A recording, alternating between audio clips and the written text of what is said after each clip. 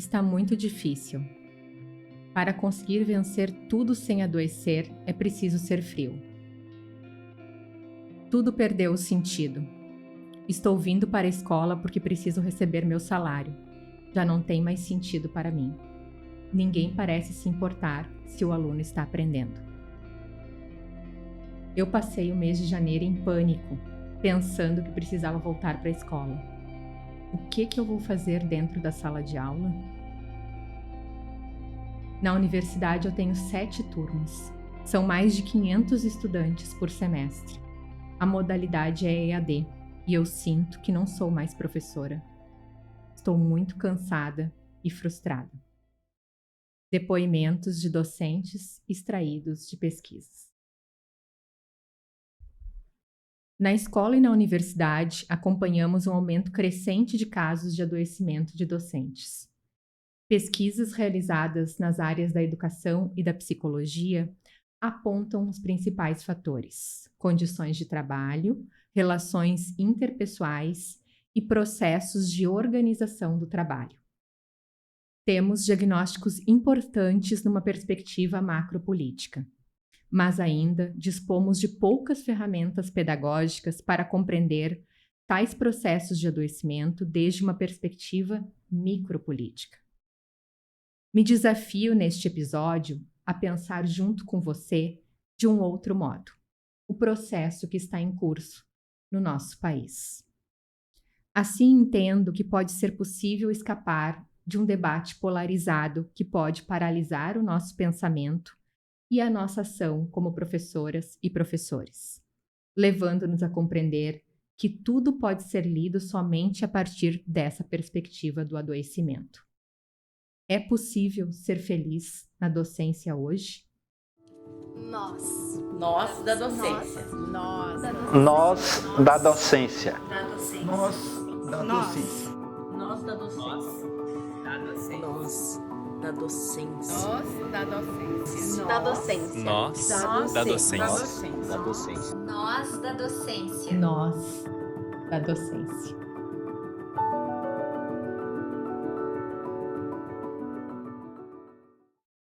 Olá, sou Maria Cláudia Dalinha. Sou professora dos pequenos e dos grandes. E este é o podcast Nós da Docência. Este podcast é sobre nós. Convido você para dialogar comigo sobre as nossas docências, buscando, dentro de nós, modos de atar e desatar os nós da profissão. Vamos juntas cuidar da gente. Em outro episódio, chamado Quem Somos Nós da Docência, refletimos juntas sobre os modos como nos constituímos docentes. Hoje, vamos continuar pensando criticamente sobre nós e sobre as nossas identidades. Como já expliquei, não vou replicar aqui diagnósticos sobre o tempo vivido. Indico as pesquisas sobre políticas educacionais de Álvaro Hipólito, Bernadette Gatti, Marli André e da Fundação Carlos Chagas, entre outras, para quem desejar saber mais. Também quero registrar que minha posição não é de neutralidade. Algumas coisas são inegociáveis para mim quando tratamos dos processos de adoecimento. Quero pontuar principalmente discursos que circulam na nossa cultura brasileira que constroem uma relação causal entre os baixos índices de desempenho escolar e o trabalho de professoras e professores, responsabilizando indivíduos pelos fracassos que também são estruturais. É possível ser feliz na docência hoje? É possível exercer a docência com saúde e com equilíbrio emocional? Eu acredito que sim. Mas como isso funciona? Eu defendo que precisamos percorrer um caminho dentro da gente para nos conectarmos com a nossa docência. Esse é um tremendo desafio. É um processo. Não acontece num passe de mágica. E os resultados não são imediatos.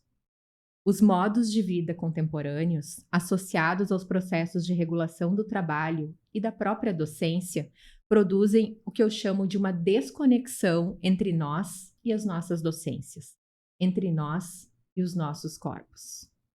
Sueli Rounik é uma autora que nos convida a praticar o pensamento para não ceder à vontade de conservação das formas de existência. Neste livro, As Esferas da Insurreição, Notas para uma Vida Nunca Fetinada, ela nos provoca a pensar sobre os modos como nos relacionamos com os processos de criação. Há que se buscar vias de acesso à potência da criação em nós mesmos. A nascente do movimento pulsional que move as ações do desejo em seus distintos destinos. Um trabalho de experimentação sobre si que demanda uma atenção constante. Descolonizar o pensamento sobre a docência implica desacelerar o tempo e criar um senso de valor sobre si mesma e sobre o grupo profissional ao qual pertence. Quem somos nós da docência? Como podemos ativar e expandir nossas docências com consciência de si, dos outros e do mundo? Vocês lembram daquele colega, professor da pesquisa, que disse que precisamos ser frios para não adoecer? O que estou propondo aqui é justamente o contrário. Se ignoramos nossas dores e ressentimentos, vamos nos afastando da profissão, da sala de aula e de nós mesmas. Uma desconexão que ocorre principalmente quando nos acostumamos, quando estamos ausentes na presença. Como diz a outra professora, eu estou na sala de aula somente de corpo presente. Walter Ugumãe é um escritor português que nos convida a pensar sobre o modo como nos relacionamos com os nossos sentimentos. Neste livro, As Mais Belas Coisas do Mundo, ele nos provoca a pensar sobre a sua relação com o avô, com a avó e com a mãe. Eu vou destacar aqui alguns trechos do livro. O meu avô sempre dizia que a melhor coisa da vida haveria de ser mistério e que importante era seguir procurando. Estar vivo é procurar, ele explicava. Eu sei que ele queria chamar a atenção para a importância de aprender. Explicava sempre que aprender é mudar de conduta, fazer melhor. Ele achava que dispomos de informação suficiente para termos uma conduta mais cuidada. Elogiava insistentemente o cuidado. Era um detetive de interiores. Queria dizer, inspecionava, sobretudo, sentimentos. Aprendi que minha avó ficou doente e precisou morrer. Perguntei se meu avô não iria entristecer demasiado. A minha mãe respondeu que sim. Todos sentiríamos uma profunda tristeza. O meu avô disse-me que teríamos que procurar a felicidade daqueles tempos mais difíceis. Se esperarmos, um dia a tristeza dá lugar à celebração. Íamos aprender a celebrar a minha avó. Mas nunca esperaríamos quietos. A quietude é uma cerimônia do pensamento, mas logo é fundamental bulir, fazer qualquer coisa.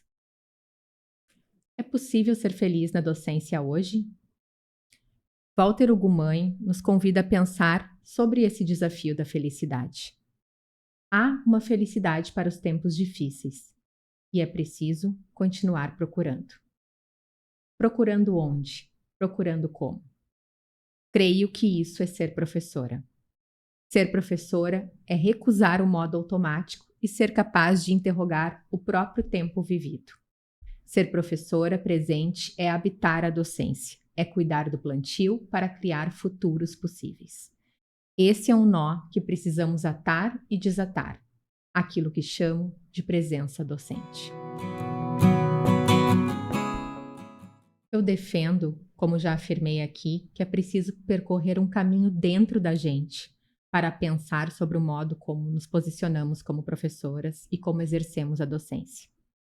Cito aqui trechos de uma música de Adriana Calcanhoto chamada Esquadros. Não se preocupe, não vou cantar, porque corro o risco de você me abandonar neste podcast. Diz a Adriana.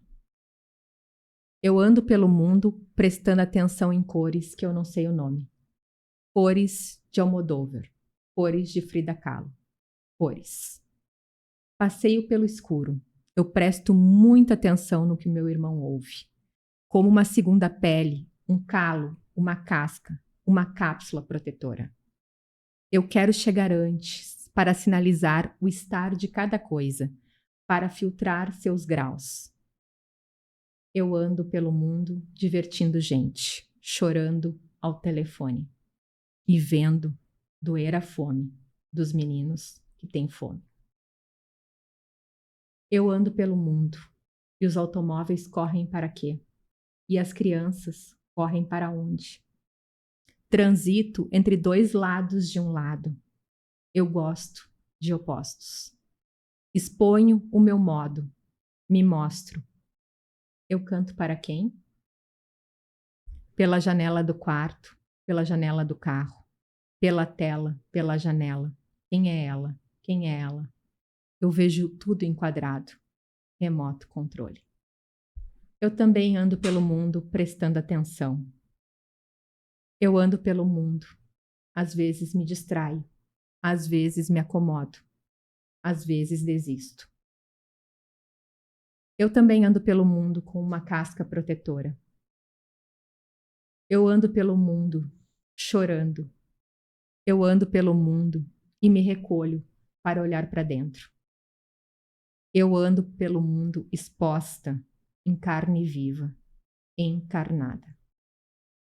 Assim somos nós da docência.